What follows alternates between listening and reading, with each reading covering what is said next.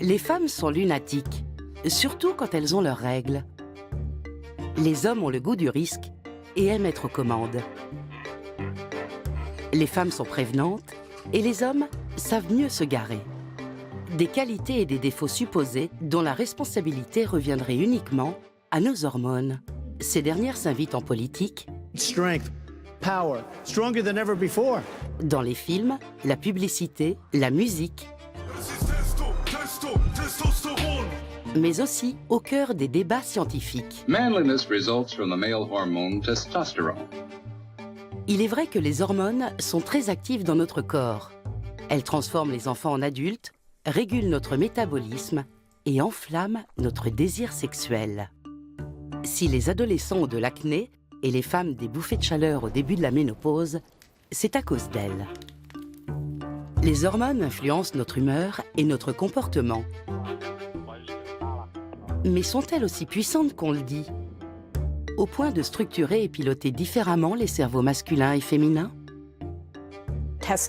La testostérone produite lors du développement précoce accentue les comportements masculins, inhibe les féminins et a une influence équivalente sur le cerveau. Les hormones poussent-elles les femmes et les hommes à penser, ressentir et agir différemment? D'une façon générale, le cerveau masculin s'intéresse plus au système, alors que le cerveau féminin s'intéresse plus aux personnes. Le rôle des hormones semble néanmoins plus complexe et moins univoque. La testostérone sert de prétexte dans un récit qui n'a pas grand-chose de scientifique. Notre comportement peut-il aussi influencer en retour le système endocrinien? Il semblerait que la production de testostérone découle de notre comportement plus qu'elle ne le conditionne. Quelle est la dimension socioculturelle, voire politique de tout cela? C'est à la science de trancher. Les hommes et les femmes naissent-ils identiques? Ou y a-t-il des différences prénatales?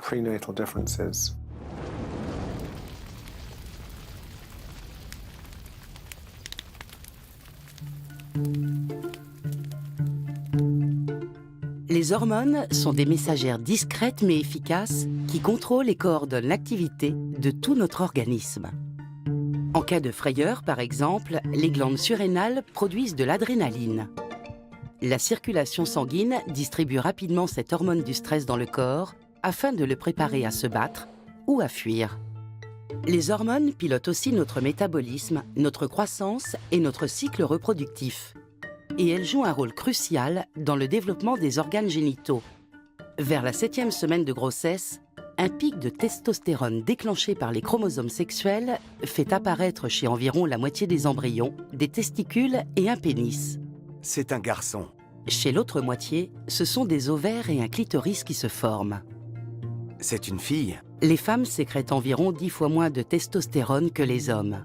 Chez elles, l'hormone est produite par les ovaires et les glandes cortico-surrénales, alors que chez l'homme, elle provient avant tout des testicules.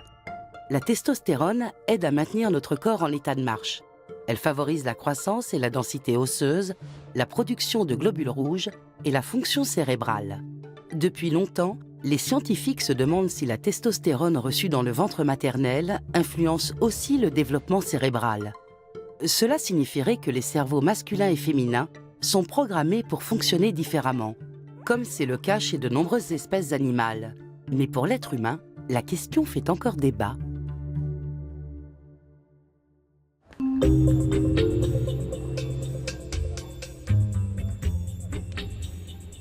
Parmi les chercheurs qui soutiennent l'idée qu'il existe des différences sexuées innées en matière de comportement, l'un des plus fréquemment cités est Simon Baron-Cohen. Depuis plus de 30 ans, ce psychologue spécialiste de l'autisme travaille à l'université de Cambridge. On s'intéresse aux différences sexuées qui apparaissent lors du développement cérébral précoce et plus tard sur le plan comportemental. Personne ne conteste que l'acquis et les expériences postnatales jouent un rôle important. Ce que nous voulons savoir, c'est si la biologie prénatale a aussi une influence.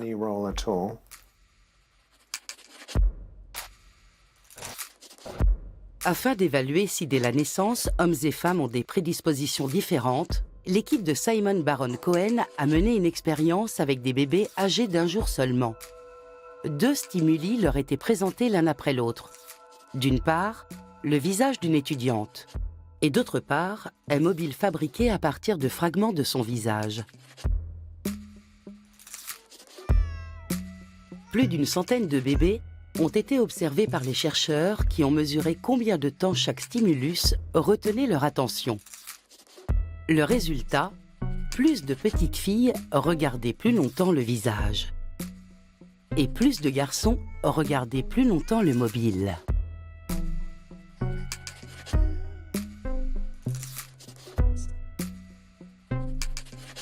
On ne peut pas dire que tous les garçons privilégient le mobile et toutes les filles le visage. Mais si on compare les 2 groupes de bébés âgés d'1 jour, on constate que globalement, ils allouent leur attention différemment selon leur sexe. Précision essentielle, lors de l'expérience, la majorité des bébés n'a montré de préférence pour aucun des 2 stimuli.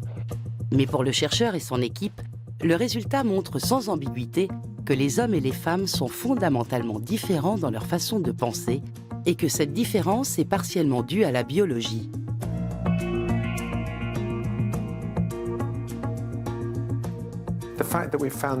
La précocité de cette différence signifie que même si le vécu et la culture influencent ensuite le développement de l'enfant, il existe probablement un facteur biologique prénatal. Et on pense logiquement aux hormones, puisqu'on sait qu'en moyenne, pendant la gestation, les fœtus mâles ou femelles ne produisent pas la même quantité de testostérone. They produce. I'd really like to see this study replicated because it's been very controversial because it could be done better. It could all be computerized. Pour Simon Baron Cohen, son étude dévoile une tendance intéressante. En moyenne, le cerveau masculin s'intéresse plus au système, au mode de fonctionnement des choses, alors que le cerveau féminin, en moyenne, s'intéresse plus aux personnes. Ni l'un ni l'autre n'est bon ou mauvais, ils sont juste différents. Et le résultat n'est pas binaire, où tous les hommes feraient une chose et toutes les femmes une autre. C'est plutôt un continuum. Simon Baron Cohen a publié de nombreux articles scientifiques. Il a mené bien d'autres études avec des volontaires plus nombreux et plus âgés. Mais aucun de ses travaux n'est aussi connu que cette étude sur les nouveau-nés. Le monde scientifique, les médias, les guides éducatifs ou les discussions informelles y font régulièrement référence pour soutenir l'idée que les 2 sexes possèdent dès la naissance différents penchants et différents intérêts. Le ratio homme-femme à l'université de Cambridge apporte de l'eau au moulin du chercheur. Malgré de nombreuses tentatives pour atteindre l'égalité, certains cursus sont encore dominés par un genre ou l'autre. Ici, à Cambridge, plus de femmes font médecine, alors que plus d'hommes étudient les maths, la physique, les sciences informatiques ou l'ingénierie. Pourquoi y a-t-il plus de femmes qui veulent être médecins? C'est une discipline scientifique, mais centrée sur la personne, qui vise à aider les gens, alors que la physique ou l'ingénierie s'intéressent à des structures physiques.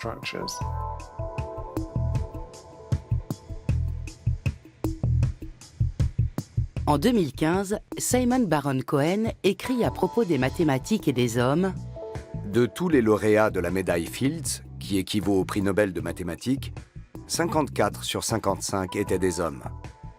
Même si des facteurs sociaux peuvent avoir contribué à ce ratio extrême, il est plausible que la biologie joue aussi un rôle.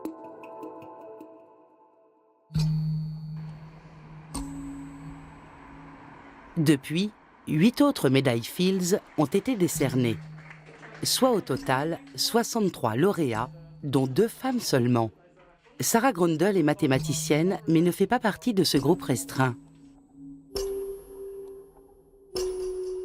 It's doable, and what we can see later is that now this vector u, yeah, so this can still, if n is large, and this can be a large dimensional vector, Pour autant, elle ne pense pas que les maths soient une affaire d'hommes. On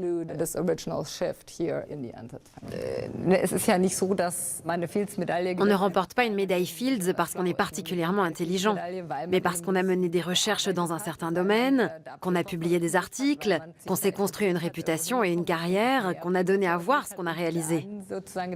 Or, tout ça n'est possible que si on bénéficie de tout un environnement favorable.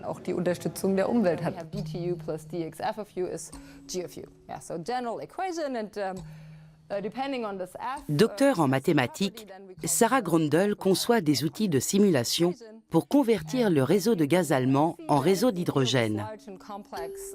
Elle présente ses travaux lors du séminaire annuel de la Société allemande de mathématiques appliquées et de mécanique.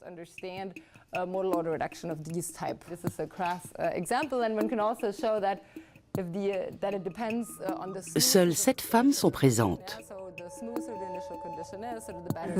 7 femmes sur 30, c'est déjà pas mal, non?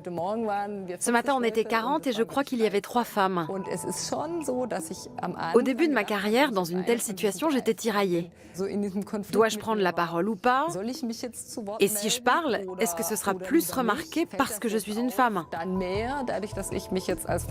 Mais ça m'est passé, je ne me pose plus ce genre de questions.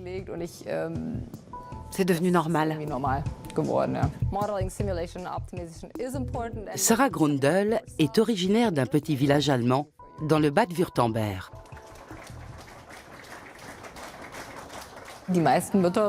Là-bas, la plupart des mères étaient femmes au foyer. Je me disais que nous, la nouvelle génération, on ferait les choses autrement, qu'on aurait d'autres opportunités, qu'avoir des enfants n'impliquerait pas de renoncer à une carrière. Mais plus tard, j'ai bien dû me rendre compte qu'il y avait un sacré fossé. J'assistais à des conférences où j'étais la seule femme. C'est un sentiment très étrange.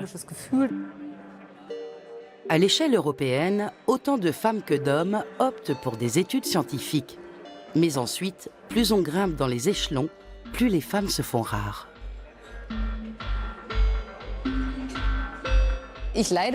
Personnellement, je n'en souffre pas et on ne m'a jamais rien imposé. Je ne me suis jamais dit que j'allais tout arrêter parce qu'il y avait trop peu de femmes. Au fond, c'est assez simple. En tant que femme, on ne vit pas la même chose qu'un homme. Et ce n'est pas nouveau. Pour ma fille, j'ai emprunté un livre sur Simone de Beauvoir, qui est née en 1908. Et elle se demandait pourquoi son père lui répétait « Tu as un cerveau d'homme ». C'était déjà une idée bien ancrée que le cerveau masculin fonctionne autrement que le cerveau féminin. Effectivement, la science a longtemps considéré comme évident que par nature, les deux sexes pensaient différemment. Les femmes seraient davantage tournées vers le foyer, alors que les sciences naturelles, les symphonies ou les conquêtes militaires, bref, tout ce qui requiert une démarche systématique serait l'apanage des hommes. Ne dit-on pas que l'agressivité et l'audace sont des traits masculins? Mais cette masculinité, d'où vient-elle? Dès le 19e siècle, avant que la testostérone ne soit identifiée, des médecins et biologistes ont cherché son origine.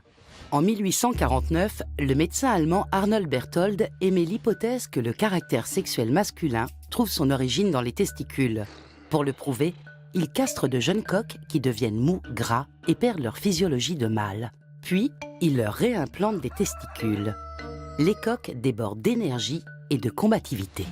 En 1889, le médecin français Charles-Édouard Brown-Séquard, 72 ans, s'injecte des extraits de testicules de cochons d'Inde et de chiens.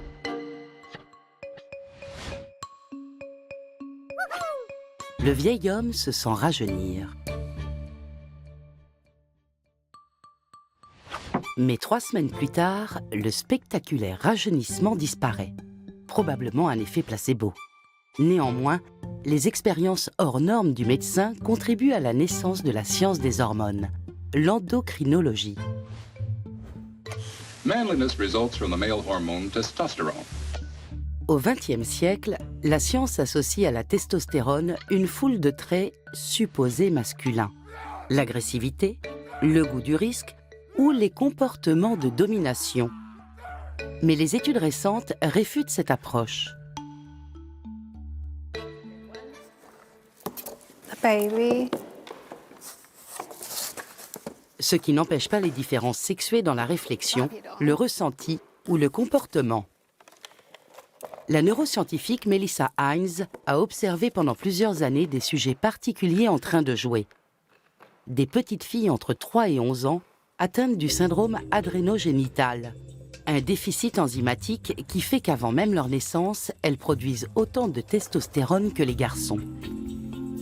Elles grandissent en tant que filles, mais jouent-elles plutôt comme des garçons, avec les pistolets et des petites voitures, ou choisissent-elles des jouets plus typiquement féminins?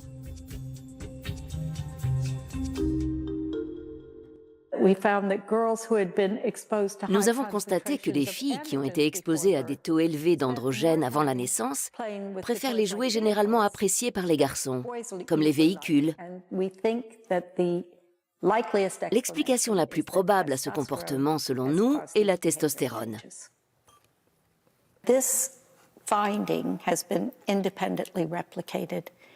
Plusieurs laboratoires de recherche indépendants à travers le monde ont obtenu le même résultat, qui semble donc solide.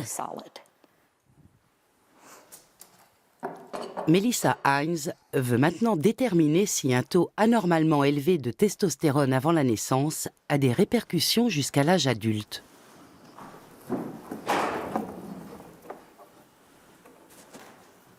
Take 2 of these darts, trying to hit the dot in the center or as close to it as possible.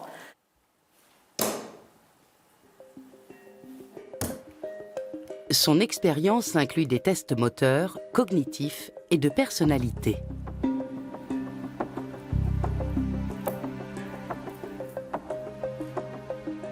Take the left hand pins out and put them as quickly as you can with your left hand into the left hand row.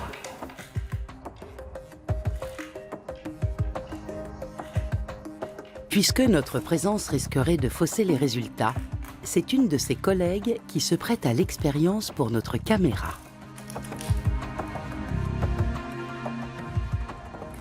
Start. Simple. Sexy. Sex. Sink. Chips. Okay, stop. On dit souvent que les femmes seraient meilleures que les hommes pour le langage. Or, pour la plupart des catégories, comme le vocabulaire, on ne constate aucune différence. Mais dans des domaines plus spécifiques, comme l'affluence verbale, où on teste par exemple l'évocation avec contrainte, à savoir énoncer des objets rouges ou des mots commençant par une lettre précise, on voit que les femmes sont un peu plus douées que les hommes.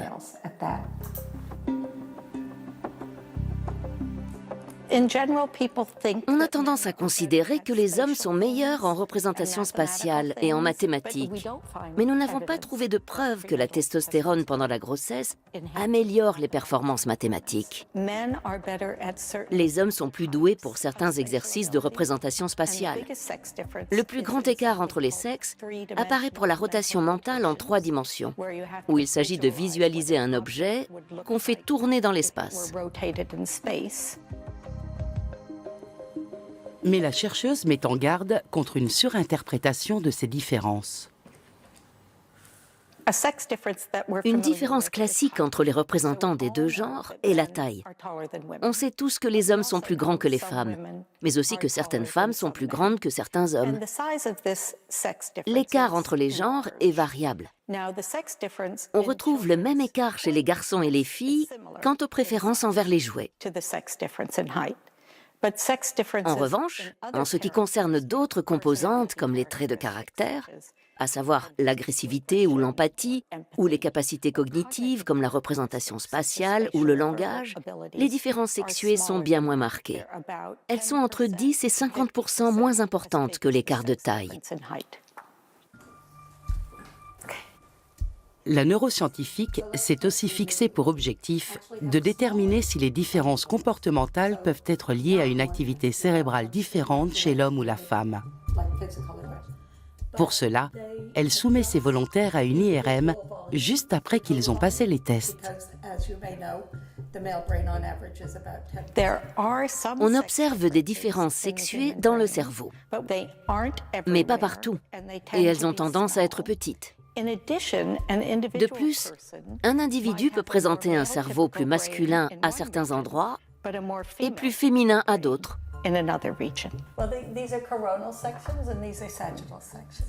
On ignore pourquoi ces aires cérébrales se différencient de la sorte. Ce n'était peut-être pas le cas dès la naissance. On sait que le vécu influence la structure cérébrale, donc il se peut que des expériences de vie différentes chez des hommes et chez des femmes créent ces différences. Nous ne pensons pas qu'un seul facteur, que ce soit les hormones prénatales ou la socialisation postnatale, détermine à lui seul le comportement d'un individu.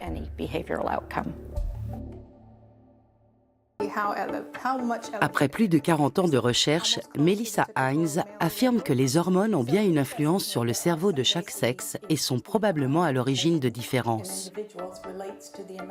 Mais celles-ci sont si infimes et spécifiques que les hommes et les femmes se ressemblent plus qu'on pourrait le croire.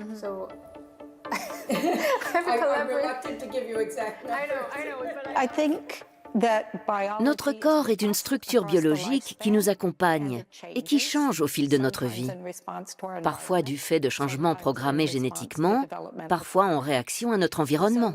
Il ne faut pas croire que biologie rime avec fatalité.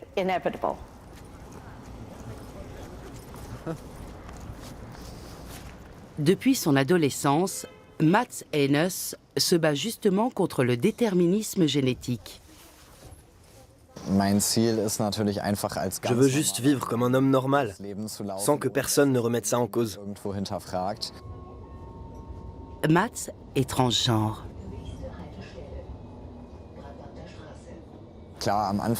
Au début, on cache beaucoup de choses. On se demande tout le temps, que pensent les gens? Est-ce qu'ils me voient comme un homme, une femme ou autre? Est-ce qu'ils me trouvent bizarre? C'est très présent au début, mais plus la transition avance, plus ça passe au second plan. Toutes les 12 semaines, il reçoit 1000 mg de testostérone. Le suivi est assuré par son gynécologue.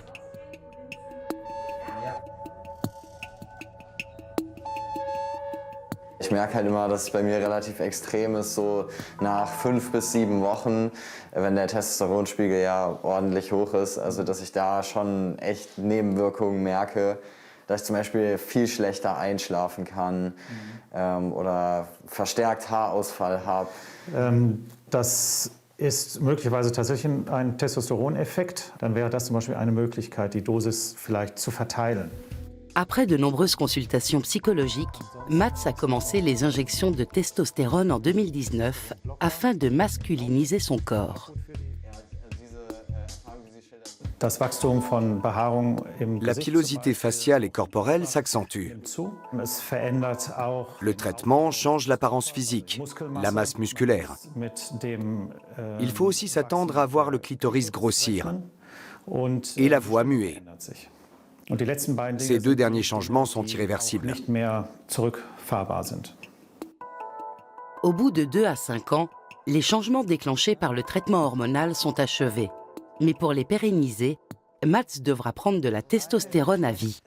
Na, alles gut? Alles gut, lang nicht gesehen. Mensch, du standst da gerade so nachdenklich. Ja, ich habe gewartet auf euch. Luca Pfeiffer et Luca Klein, eux aussi, sont transgenres. Tous les trois se sont connus via Instagram. Ja, der da oben schon mehr Glück, ne? Der sieht einfach so aus, wie er aussieht. Vor allem auch ein bisschen mehr Muskeln. Ja, das stimmt. Das wäre so das Ziel, dass der Bizeps irgendwann so groß ist. Ja, sag's gerade du. Das ja, glaube ich, ein trainiertes. Ich bin aber ein trainierter Lauch momentan. Force physique, courage, capacité à s'imposer, autant de caractéristiques qu'ils se souviennent tous les trois avoir cherché à montrer pour être perçus comme des hommes par la société.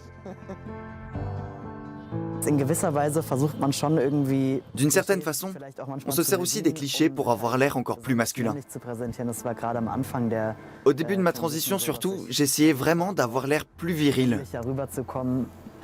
Moi aussi, je faisais très attention à la façon dont je m'asseyais par exemple. Oui, les jambes écartées. Moi, je changeais ma voix. J'essayais de parler plus grave, mais ça marchait pas vraiment. Depuis qu'ils prennent régulièrement de la testostérone, Max et les deux Luca n'ont plus tous ces efforts à faire pour être acceptés en tant qu'hommes. Mais d'après leurs observations, l'hormonothérapie n'a pas seulement transformé leur corps. Je me rends compte que j'ai plus d'agressivité en moi. Quand mon taux de testostérone est très élevé, ça peut m'arriver d'avoir une envie irrépressible de casser quelque chose. C'est un sentiment que je ne connaissais pas avant.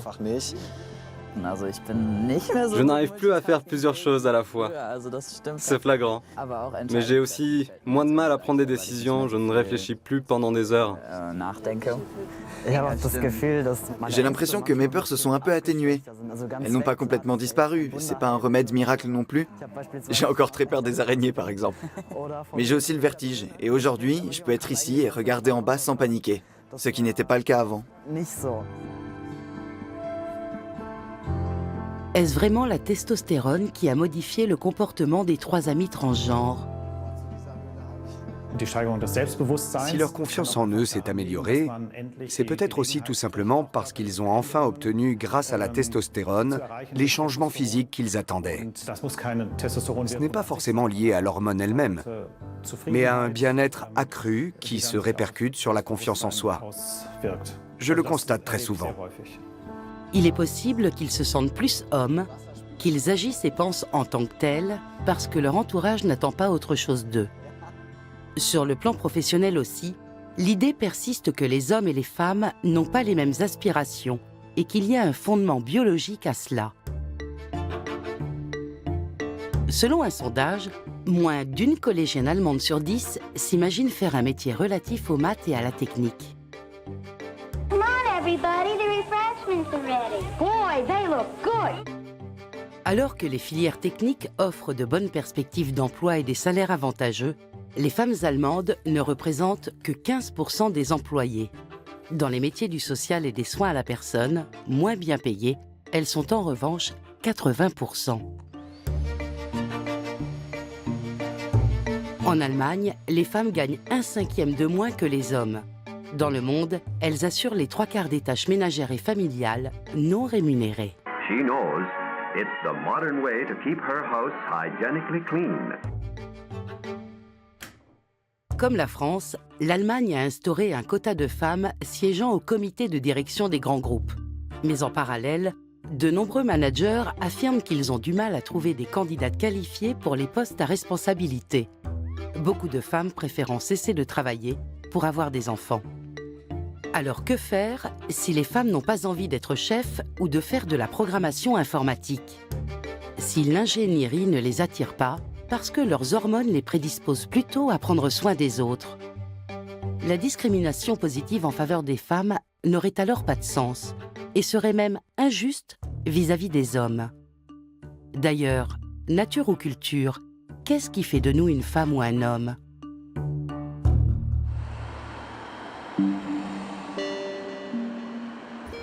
Une vieille interrogation qui reste d'actualité.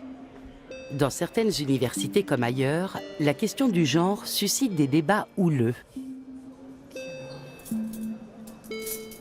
La mathématicienne Sarah Grundel est agacée par le concept de genre et a longtemps rejeté l'idée des quotas féminins. Mais après 20 ans de carrière dans les sciences, elle a changé d'avis.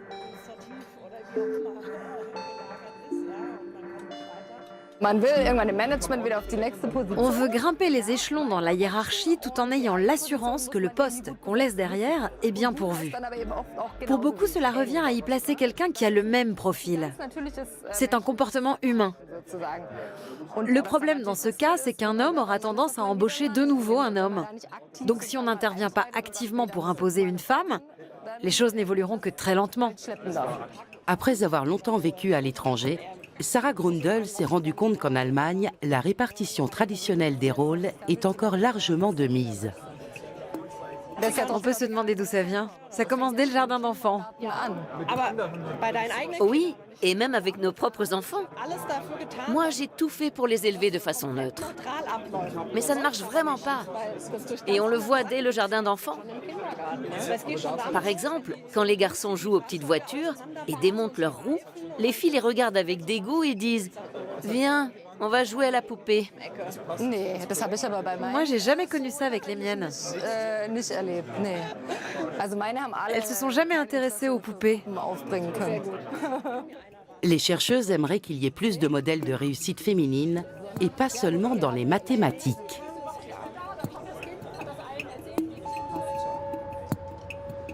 On sait depuis longtemps que des facteurs sociaux peuvent influencer notre organisme. Les normes sociales modifient notre structure cérébrale. Pourtant, de nombreux scientifiques continuent de défendre l'hypothèse que notre comportement et nos choix professionnels sont le reflet de différences biologiques innées.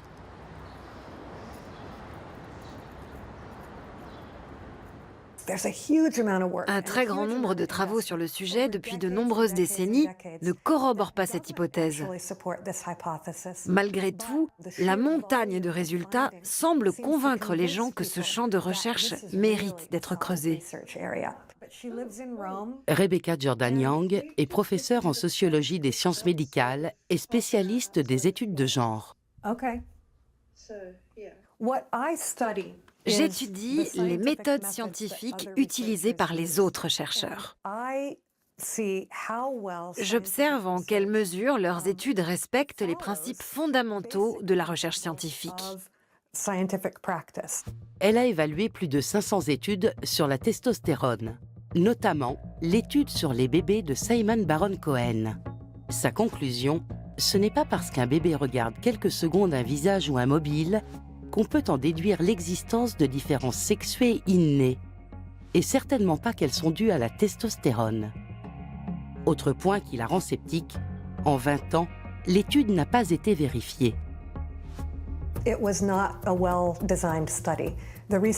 Cette étude n'était pas bien conçue. Elle n'a pas été menée en aveugle. Le sexe du bébé n'était pas confidentiel. Or, de nombreuses études sur les méthodologies de recherche montrent que si les chercheurs connaissent le statut du sujet, en particulier s'il s'agit de jeunes enfants, si les situations sont ambiguës, cela autorise une grande part de jugement subjectif de la part des chercheurs. Beaucoup de gens, y compris parmi les partisans d'une structure cérébrale sexuée, diraient que cette étude n'a pas été conçue de façon acceptable. Elle est tout aussi critique vis-à-vis de l'étude portant sur les petites filles qui ont été exposées à un excès de testostérone dans le ventre maternel et qui semblaient privilégier des jouets plutôt masculins dans leur jeune âge. Les résultats semblaient étayés par d'autres études. Mais Rebecca Jordan-Young met en cause ces réplications. L'un des principaux problèmes, c'est qu'au fil du temps, ce qu'on considère comme des jouets féminins ou masculins a beaucoup changé. Certains jouets étiquetés masculins dans certaines études étaient définis comme neutres dans d'autres. Donc les définitions n'étaient pas cohérentes. Ça rappelle le jeu du bonneto. On met quelque chose sous un gobelet qu'on déplace très vite, de sorte qu'on ne sait plus où cette chose se trouve. Alors on pourrait croire que sous le gobelet étiqueté « jouet masculin », chaque étude mesure la même chose. Mais en réalité, ce qu'il y a en dessous ne peut jamais être identique. Donc on ne peut pas parler de réplication fiable. Sur les centaines d'études qu'elle a évaluées, aucune n'apporte la preuve irréfutable d'un lien entre la testostérone et des comportements dits masculins. Selon elle, ces études dévoilent plutôt une chose, les préjugés des chercheurs. Ils veulent y croire. C'est un grand classique. C'est une théorie qui plaît et les chercheurs sont tellement convaincus qu'elle va expliquer un schéma familier qu'ils vont tordre et triturer les données jusqu'à ce qu'elles parlent, jusqu'à obtenir le résultat attendu. Même si pour ce faire, ils vont contrevenir aux bonnes méthodes scientifiques. Rebecca Jordan-Young n'a trouvé aucune preuve que la testostérone engendre un esprit et un comportement masculin. En revanche, ce qu'elle a pu constater, c'est la force des clichés qui entourent cette hormone, que notre culture gratifie de nombreuses propriétés supposées. Quand on parle des hommes qui sont naturellement plus forts, qui aiment prendre des risques, qui ne peuvent contrôler leur agressivité et leur pulsion sexuelle, et qu'on sous-entend que tout est dû à la testostérone, finalement on légitime ces comportements. Et on donne l'impression que cela repose sur des preuves scientifiques. My goodness, his EKG chest X-ray on April 14th was normal. A normal echocardiogram was done 2 years ago, and your testosterone is 441, which is actually it's good. Cet extrait est un parfait exemple de la façon dont on instrumentalise la testostérone. On en fait un mot-clé qui évoque toutes sortes de choses. La jeunesse, la virilité, le pouvoir, l'endurance. En raison de ces associations d'idées avec des caractéristiques qu'on s'imagine être masculines, la simple mention de testostérone véhicule l'idée que Trump est un leader masculin idéal. Et c'est comme si on apposait le sceau de la médecine sur cette image. Quand les chercheurs s'accrochent trop fermement à leur hypothèse, les choses peuvent déraper, comme nous le montre l'exemple de l'ocytocine. Cette hormone a suscité le même engouement que la testostérone, mais en lien avec la confiance, la prévenance et l'empathie. L'ocytocine est produite dans le cerveau par l'hypothalamus. Chez les femmes enceintes, elle provoque les contractions, puis l'éjection du lait maternel. Tous les humains en produisent lors de moments de tendresse, de l'orgasme ou en caressant un animal de compagnie. Ernst Fehr, professeur en psychologie économique, a affirmé dans une étude que sous l'emprise d'ocytocine, on faisait plus facilement confiance à un banquier. Dans les années 2000, le marketing s'en empare et la baptise « hormone de l'amour » ou de l'attachement. Une société se met même à vendre des sprays nasaux contenant de l'ocytocine. Mais en 2020, c'est le désenchantement. Ernst Fehr ne parvient pas à reproduire sa propre étude. L'hypothèse selon laquelle l'ocytocine génère de la confiance n'est pas vérifiée. Comment expliquer cet aveuglement scientifique ? La recherche sur l'ocytocine a tendance à présumer que c'est une bonne hormone. C'est déjà étrange en soi, puisque les hormones n'ont pas à être bonnes ou mauvaises. Elles sont, voilà tout. Mais la testostérone, par exemple, est vue comme bonne quand on parle de masculinité, de virilité, et comme mauvaise si on l'associe à la féminité. Ce sont des constructions culturelles. D'ailleurs, les gens ont souvent un rapport émotionnel à l'ocytocine, ce qui est amusant, puisqu'on la surnomme souvent hormone de l'amour ou de la tendresse. Dans ses recherches, Sari Van Anders s'intéresse à toutes les fonctions sociales de l'ocytocine, y compris les négatives. Car l'ocytocine accentue les sentiments, l'amour et l'empathie, mais aussi le rejet de celui qui n'appartient pas à la même communauté. L'un des effets de l'ocytocine est de renforcer la confiance au sein d'un groupe, mais aussi d'exclure les autres groupes. Ce sont les deux côtés de la médaille. Donc si on appartient à un groupe externe ou marginalisé, on peut aussi considérer l'ocytocine comme l'hormone du racisme ou de l'exclusion. Même une mère, l'incarnation de la tendresse et du dévouement, peut être violente. Mais ce n'est pas parce qu'un comportement contredit les normes sociales que la science doit l'ignorer.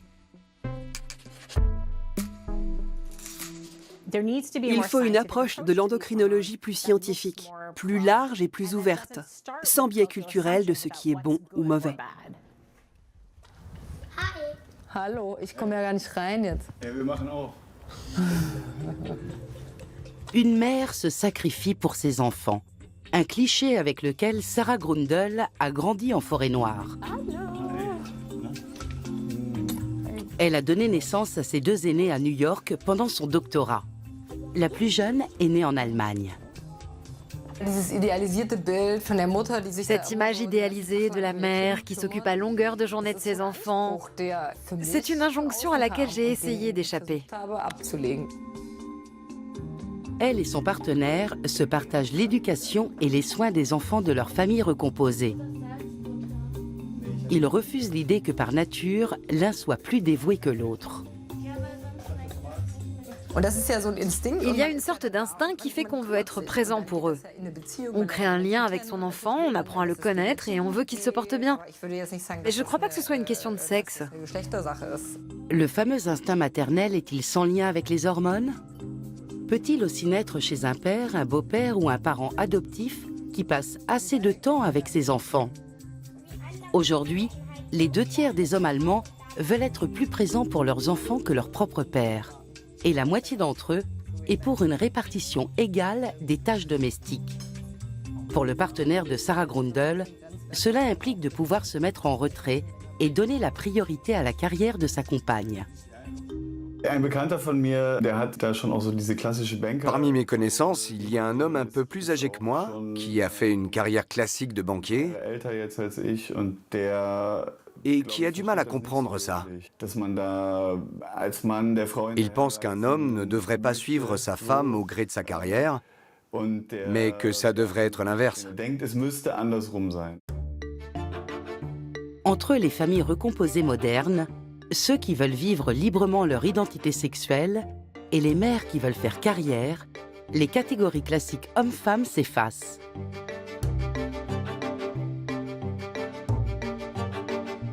De quoi inciter aussi l'endocrinologie à repenser ses méthodes de recherche. Pendant de longues années, 2 camps se sont affrontés, nature contre culture.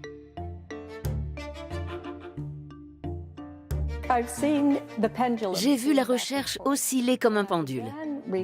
Dans les années 1970, quand j'ai commencé mes recherches sur le développement du genre, on pensait que tout ou presque était social et culturel. Puis, il y a eu un revirement de pensée. Et on a supposé qu'il existait des différences biologiques incontestables entre hommes et femmes. Actuellement, je crois qu'on revient de nouveau à une approche plus socioculturelle. Mais la science est là, et elle suggère que c'est un mélange des deux.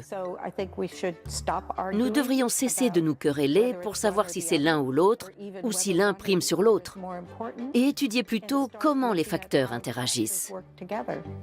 Au lieu de rechercher une source unique de masculinité et de féminité, ne serait-il pas plus passionnant d'étudier pourquoi l'être humain est si multiple, changeant et complexe? Ce que j'aimerais, c'est que la recherche prenne désormais en compte le dynamisme et la complexité des mécanismes biologiques qui entrent en jeu dans notre système endocrinien. Il faudrait étudier méthodiquement cette interface entre le monde social et le monde biologique.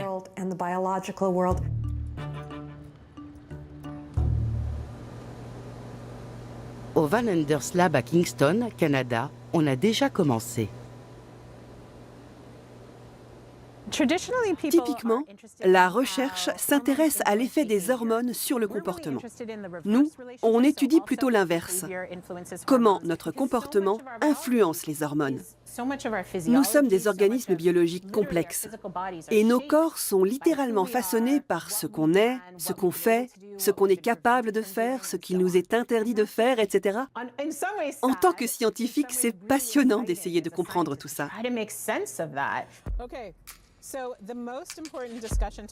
Une chaire de neuroendocrinologie sociale, sexualité et genre a été créée spécialement pour Sari Van Anders à l'université Queen's. La psychologue et neuroscientifique y étudie la testostérone chez l'homme, mais aussi chez la femme, les personnes non-binaires et transgenres. Sari Van Anders défend une approche féministe de la science. La science féministe, c'est observer n'importe quel phénomène sous l'angle des inégalités de genre. L'idée n'est pas de trouver des réponses favorables aux femmes, mais d'avoir des réponses et des méthodes scientifiques qui aident à comprendre les inégalités de genre existantes. Les stéréotypes sont présents dans notre société et notre culture. Il est inévitable qu'on les retrouve aussi dans la recherche scientifique, sauf si on fait activement en sorte de l'éviter. Sari Van Anders a conçu une expérience qui analyse la variation des taux de testostérone chez les hommes selon leur comportement face aux pleurs d'un bébé. 3 groupes de volontaires reçoivent des poupées qui pleurent.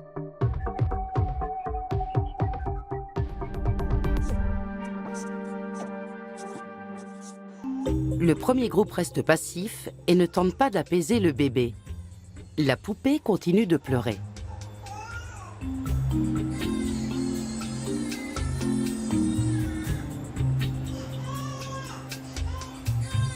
Le deuxième groupe console le bébé, mais la poupée est programmée de sorte qu'elle continue de pleurer.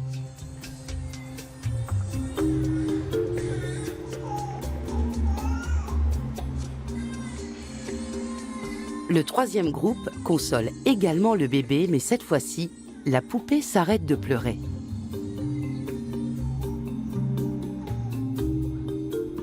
Le taux de testostérone des hommes est mesuré avant et après l'expérience. L'analyse montre qu'une attitude prévenante va faire baisser le taux de testostérone, mais à la condition que le bébé se calme. S'il continue de pleurer, le taux de testostérone varie à peine. En revanche, chez les hommes qui n'interviennent pas et continuent d'entendre le bébé pleurer, la testostérone augmente. Ça montre que ça ne dépend pas seulement des pleurs. C'est l'interaction entre la personne et le bébé qui semble agir sur la testostérone. Ça peut avoir toutes sortes d'implications, notamment pour les soins au bébé. Dans beaucoup de cultures, voire la majorité, les hommes ne réagissent pas quand ils entendent le bébé pleurer et qu'eux-mêmes sont dans une autre pièce, parce qu'on ne leur a pas appris à le faire. Dans notre culture, ce comportement n'est pas associé à la masculinité. Les membres d'un même foyer peuvent donc avoir différentes réponses hormonales aux pleurs d'un bébé, selon les attitudes qu'ils ont ou s'autorisent à avoir. Autre expérience menée par le laboratoire de Sari Van Anders. Des comédiennes et des comédiens jouent une même scène. Un manager licencie un employé. Dans une première version, le manager se comporte de façon masculine, jambes écartées, avec une attitude dominatrice et qui en impose. Dans un second temps, il adopte une attitude féminine. Il se montre doux et s'efforce de ne pas faire pleurer la personne licenciée. La chercheuse mesure le taux de testostérone dans la salive avant et après chaque scène. Résultat, un comportement dit masculin fait augmenter le taux de testostérone chez les femmes plus encore que chez les hommes. L'hormone de la masculinité n'est donc pas réservée aux hommes. Contrairement à ce que la science cherche à prouver depuis quasiment un siècle, la testostérone ne semble pas engendrer d'attitude masculine, mais plutôt y répondre. Elle augmente en cas de compétition et diminue en cas d'attitude prévenante. Or, n'importe qui peut être compétitif ou prévenant. Ces expériences n'ont pas encore été vérifiées par d'autres études, mais elles ouvrent de nouvelles perspectives à la recherche endocrinienne. Un comportement spécifique pourrait ne pas être la conséquence, mais bien la cause des différences hormonales entre l'homme et la femme. Si des expériences genrées peuvent faire varier la testostérone, comme notre étude et d'autres l'ont montré, alors cela pourrait nous aider à comprendre comment le taux de testostérone varie en fonction de ce que font les femmes et les hommes, du moins en partie.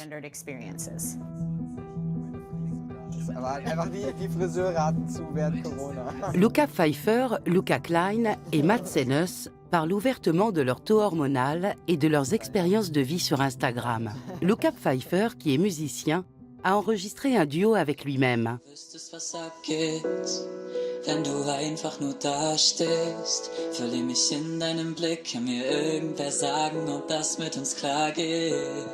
Immer wenn ich an dich denk, raubst du mir den Atem. Und deine Stimmfarbe ist auch richtig anders geworden. Ja, ich hatte vorher so eine glasklare Stimme und jetzt ist das so eine bisschen verrotzte, kratzige Stimme geworden. Ja, aber das kommt doch immer mehr raus. Das merke ich, dass sich das jetzt noch verändert. Mit dir geht mein Puls hoch, wird dieses Gefühl nicht mehr los, nein. Schon krass. Ja.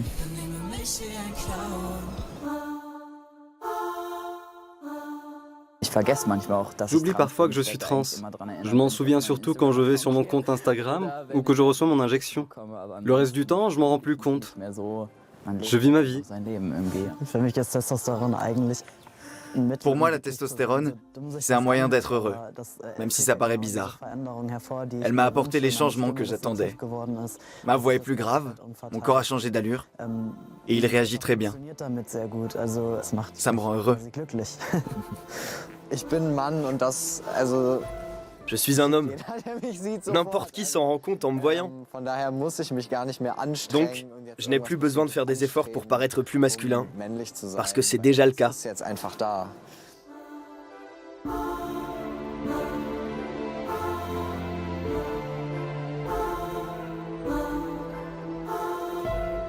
Les hormones n'obligent pas à suivre un destin programmé par la génétique. Car chaque individu est le fruit d'un mélange complexe d'innés et d'acquis, de prédispositions et d'expériences de vie qui lui sont propres. Je ne crois pas qu'on soit si différents, loin de là. Nous sommes les produits de ce qui nous arrive avant et après notre naissance, et de nos prédispositions génétiques. Nous sommes tous différents les uns des autres, certainement bien plus que simplement entre hommes et femmes. Plus on en apprend sur les hormones, plus elles posent de nouvelles questions. Accepter cette complexité peut être une libération pour la science comme pour la société. Sortir des cases peut être très utile et libérateur. Or, toute histoire qu'on raconte autour des hormones a tendance à enfermer les gens dans un schéma prédéterminé.